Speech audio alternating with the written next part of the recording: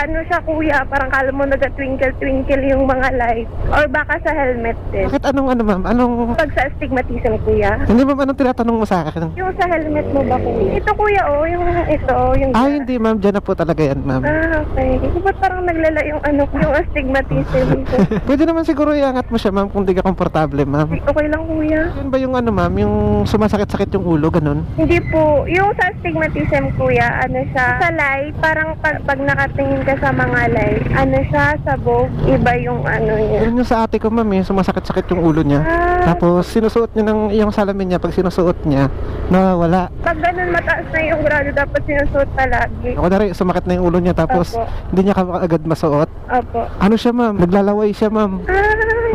Mataas na po yung ano niya. Naglalaway siya, tapos yun na, lumalabas na yung pakpak niya, tapos lipad na siya ma'am. Ano? Maniwala na sana ako eh.